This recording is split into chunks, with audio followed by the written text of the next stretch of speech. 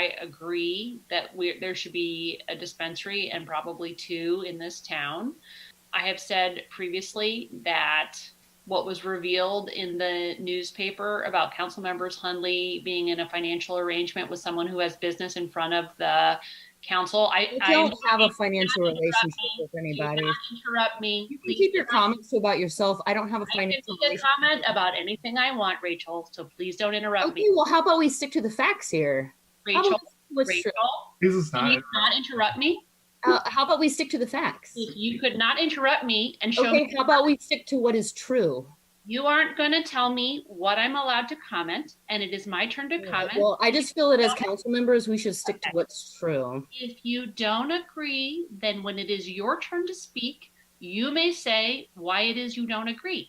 But in a civilized council, I'm allowed to say what I would like to say, and you can refute that during your time.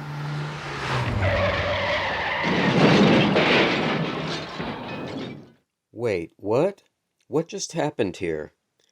Amy Harrington and Rachel Hundley, two former Sonoma City Council members, once worked together on Sonoma's first dispensary ordinance. So what happened? According to the Sonoma Index Tribune, there may have been a conflict of interest regarding Rachel Hundley's vote to award a permit to Eric Pearson and Spark.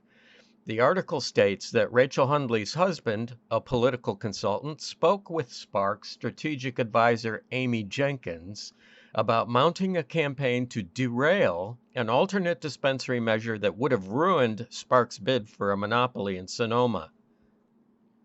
Meanwhile, according to expenditure reports, Spark's CEO Eric Pearson was very busy constructing ways to eliminate the threat of additional dispensaries. A website here, some flyers there, and let's not forget the campaign contributions from Pearson and Amy Jenkins to Councilmember Hundley's campaign for City Council. Okay, enough paperwork. Back to the action. Mayor Harvey, if I may, my husband a few weeks ago was in discussions about working with a ballot measure committee related to the cannabis initiative on our upcoming ballot. Concerns were expressed that this created a conflict for me voting on this item.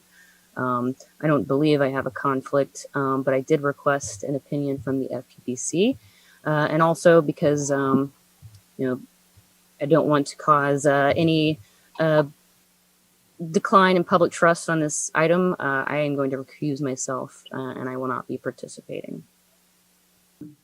Obviously, hindsight is 2020, but I don't think this is a good process, and I don't think that we should be awarding a monopoly to one person. I think it's impossible in a small town for that to be done fairly.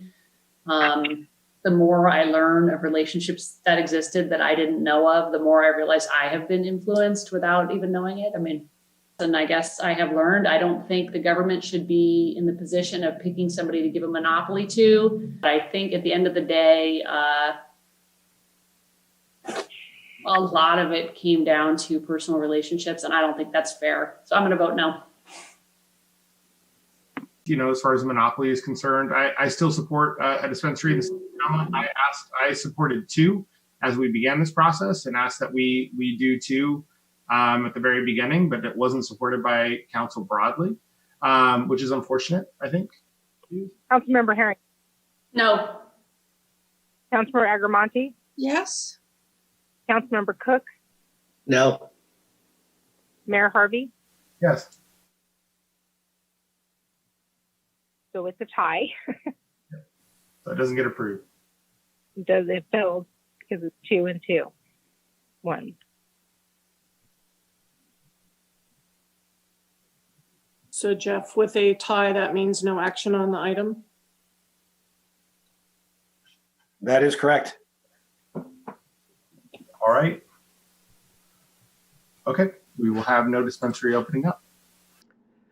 So just to sum this up, the two city council members most responsible for bringing a dispensary to the city of Sonoma came to serious disagreement over a possible conflict of interest on the part of one. There was argument back and forth about whether the city should permit a monopoly or provide its citizens a second dispensary. Meanwhile, Eric Pearson and Amy Jenkins of Spark donated money to the council member accused of conflict of interest and also worked diligently to defeat a ballot measure that would have opened the city to multiple dispensaries.